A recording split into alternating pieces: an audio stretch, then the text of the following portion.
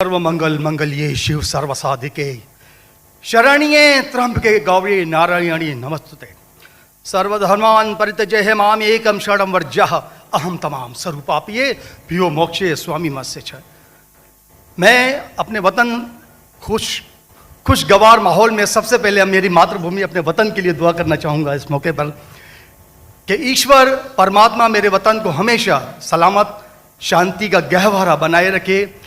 खुदा करे मेरे अर्ज़े पाक पर उतरें वो फसल गुल जिससे अंदेशा जवाल ना हो, और यहाँ पर जो फूल खिलें वो खिलता रहें सदियों, यहाँ पर खिजा को भी गुजरने की मजाल ना हो।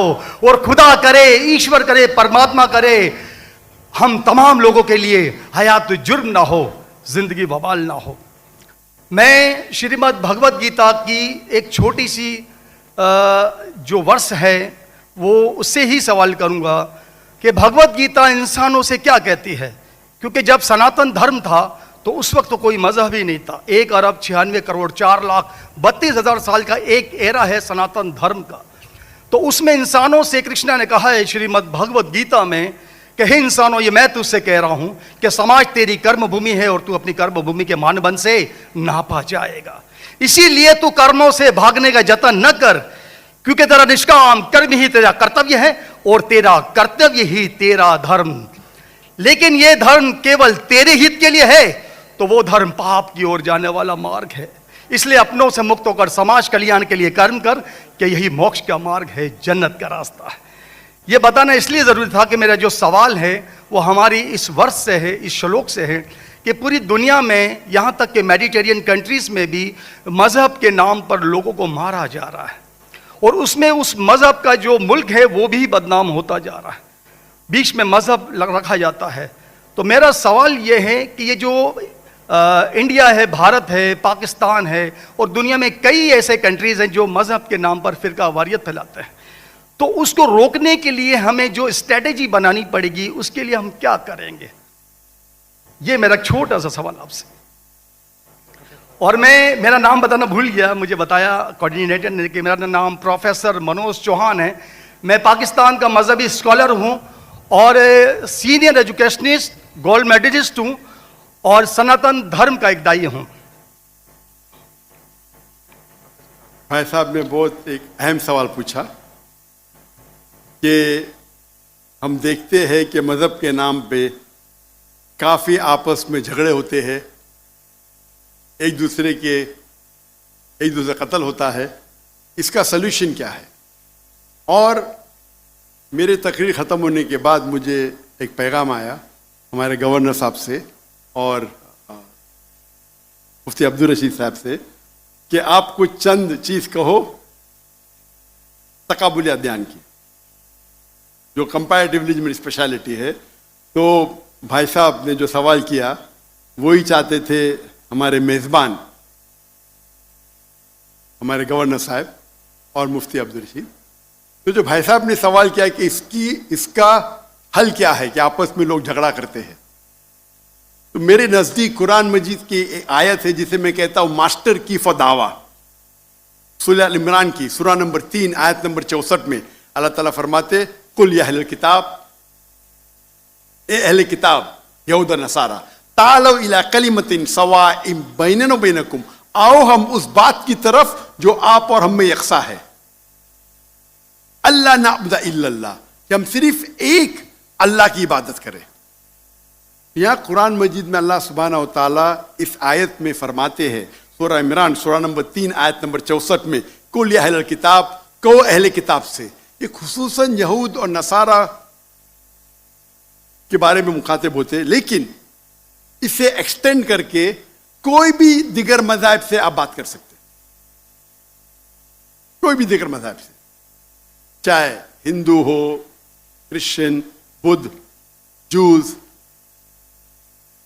और इसमें अल्लाह ताला कहते हैं कि कहो इन गैर मुस्लिमों से, तालो इला कलिमतिन सवाइम बैनना व बैनकुम, आओ हम उस बात की तरफ जो आप और हम में यकसा है। हम इकसानियत पे बात करें, इख्तिलाफ की बात ना करें। इख्तिलाफ है, इसीलिए अब अगर मेरे लेक्चर सुनेंगे, अक्सर लेक्चर का मेरा मौजू है similarities between Islam and Hinduism. Islam और हिंदुइज्म में यकसानियत, इस्लाम और ईसाईयत में यकसानियत। मेरे तकरीर का मौजू कभी इख्तिलाफी नहीं होता है, अनलेस कोई गैर मुस्लिम मेरे कुरान को अटैक करता है और उसमें गलतियां निकालता है। मिसाल के तौर पे डॉक्टर विलियम कैम्बेल, जिसको पीएचडी उसने हासिल की कुरान के खिलाफ किताब लिखने के लिए, Quran and Bible net of science, और उनने 38 गलतियां निकाले कुरान में, नौज़ुबिल्लाह, साइंटिफिक। और 8 साल तक के कोई भी मुस्लिम उसका जवाब नहीं दिया। तो अमेरिका में स्टूडेंट्स ने मुझे बुलाया कि आप भी डॉक्टर हैं, आप उससे डिबेट कर सकते। मैंने कहा अहलन व सहलन। ये 2000 की बात है, जब मैं दावती मैदान में चंद साल हुए थे, और अल्लाह की मदद थी, सिर्फ अल्लाह की मदद थी कि अल्लाह सुब्हाना व तआला ने इस डिबेट या डायलॉग जो शिकागो में हुआ था 2000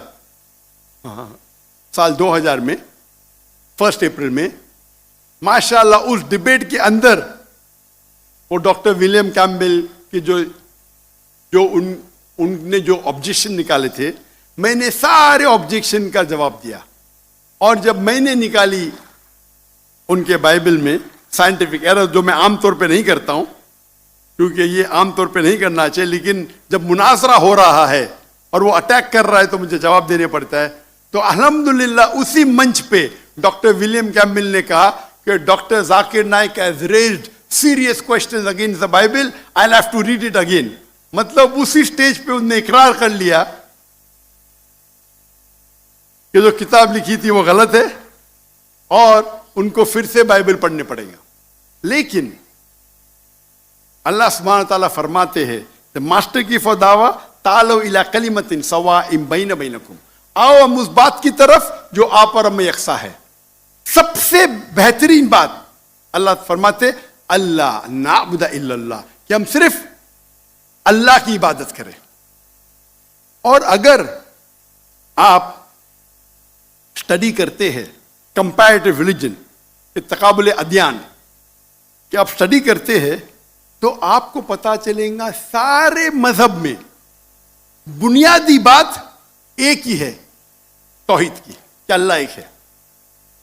लेकिन वक्त जाने की वजह से ये उनके मानने वाले कुछ लोग मानने लगे, कुछ लोग भूल गए। तो आज की तारीख में अगर आपको कोई मजहब को समझना है तो उसके मानने वालों को मत देखो।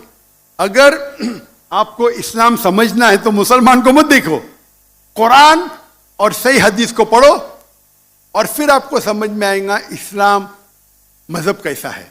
उसी तरीके से अगर आपको ईसाईयत समझना है तो क्रिश्चियन को मत देखो, बाइबल को पढ़ो। आपको अगर हिंदुइज्म समझना है तो हिंदू को मत देखिए, आप वेद को पढ़िए, भगवत गीता को पढ़िए, उपनिषद को पढ़िए। अगर आपको कोई मजहब समझना है तो उस मजहब की मजहबी किताब, जो मजहब के फॉलोअर्स उसको मानते हैं, उसको समझो, फिर आपको उनका मजहब सही तरीके से समझ में आएगा। मैंने एक तकरीर की है, concept of God in major world religions, वो तकरीबन 1.5 घंटे की तकरीर है कि खुदा का तसव्वुर दिगर मज़ाहिब में। और मैंने अहम मजहब का हवाला दिया, और भाई साहब क्योंकि हिंदू मजहब से है और उन्हें कोई श्लोक पढ़ी थी भगवत गीता से। सबसे हाईएस्ट हिंदुइज्म में वेद आता है, वेद, और वेद का निचोड़ है भगवत गीता, और वेद के बाद उपनिषद, इसे कहते हैं श्रुति। हिंदू मजहबी किताब को दो किस्म में तकसीम की जाती है, एक को कहते हैं श्रुति, एक को कहते हैं स्मृति। श्रुति वो किताब होती है जो आसमानी किताब होती है, खुदा की तरफ से नाजिल की जाती है, और स्मृति वो किताब है जो इंसानों ने लिखी। तो श्रुति में आता है वेद और उपनिषद। आप अगर छंदोग्य उपनिषद पढ़ेंगे, चैप्टर नंबर 6 श्लोक नंबर 2 मंत्रा नंबर 1, एकम एविदित्यम, ये संस्कृत वर्ड है। एकम एविदित्यम मीन्स खुदा एक है, दूसरा नहीं है। आप अगर श्वेताश्वेतर उपनिषद पढ़ेंगे, चैप्टर नंबर 4 श्लोका नंबर 19, उसमें लिखा है ना तस्य प्रतिमा अस्ति। प्रतिमा के मानी होती है image, painting, photograph, sculpture, idol. ना तस्य प्रतिमा अस्ति, उस खुदा की कोई प्रतिमा नहीं, कोई फोटोग्राफ नहीं, कोई पेंटिंग नहीं, कोई आइडल नहीं, कोई स्टैच्यू नहीं। और यह चीज दोहराई गई है यजुर्वेद में, चैप्टर नंबर 32 श्लोका नंबर 2, ना तस्य प्रतिमा अस्ति, उस खुदा की, उस भगवान की कोई प्रतिमा नहीं, कोई फोटोग्राफ नहीं, कोई पेंटिंग नहीं, कोई आइडल नहीं, कोई स्कल्पचर नहीं, कोई तस्वीर नहीं। और हिंदुइज्म का ब्रह्म सूत्र, हिंदुइज्म में एकम ब्रह्म द्वितीया नास्ते, नैना नास्ते किंचन, भगवान एक है, दूसरा नहीं है, नहीं है, नहीं है, जरा भी नहीं है। There is only one God, not a second one, not at all, not at all, not in the least bit. तो अगर आप हिंदू की मजहबी किताब पढ़ेंगे, चाहे वेद हो चाहे उपनिषद हो, उसमें लिखा हुआ है कि भगवान एक ही है, उसका कोई अक्स नहीं।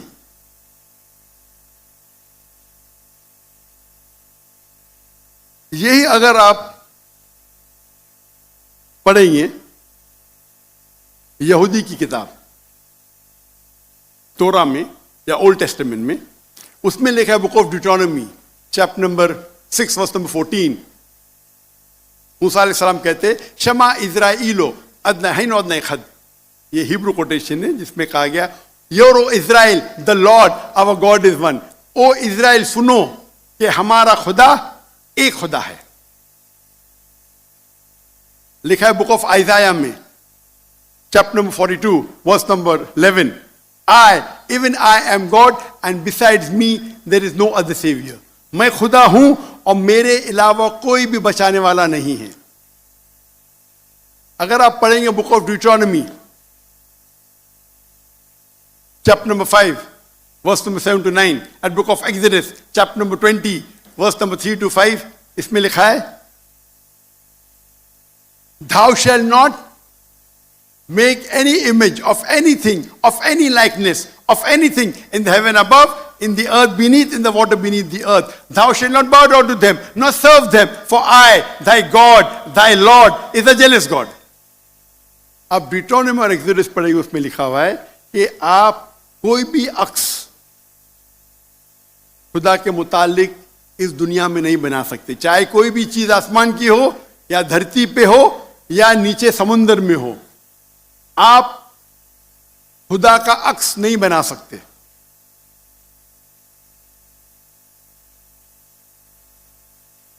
इसी तरीके से अगर आप मेरी पूरी तकरीर सुनेंगे और आप अगर गुरु ग्रंथ साहिब पढ़ेंगे, जो हमारे सिख भाई मौजूद है अंदर, उनने ग्रंथ पढ़ी, और जो उनने जो ग्रंथ पढ़ी उनने लेक्चर में आने के पहले अक्सर वो तौहीद का जिक्र कर रहे थे। सिख मजहब है, उनकी मजहबी किताब है गुरु ग्रंथ साहिब जो गुरु नानक ने लिखी थी, और उसके पहले चैप्टर, पहले किताब नंबर 1 चैप्टर नंबर 1 वर्स नंबर 1 में लिखा हुआ है कि खुदा एक है, वो खालिक है, उसकी पैदाइश नहीं है, उसका अंत नहीं है, वो दयालु है। आप देखेंगे जो इस्लाम में लिखा उसके बाद में कहूंगा मैं, और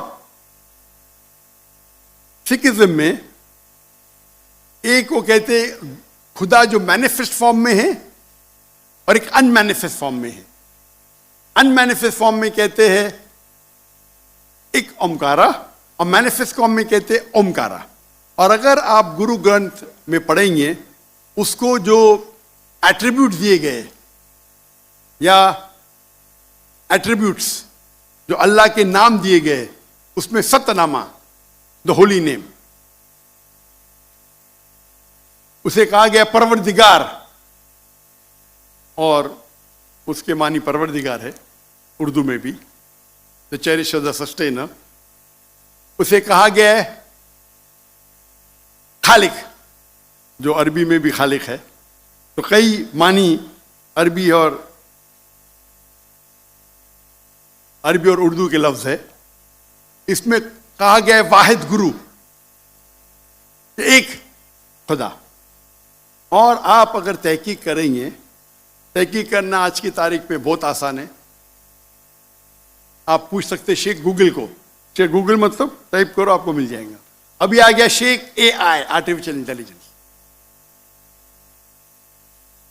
वक्त की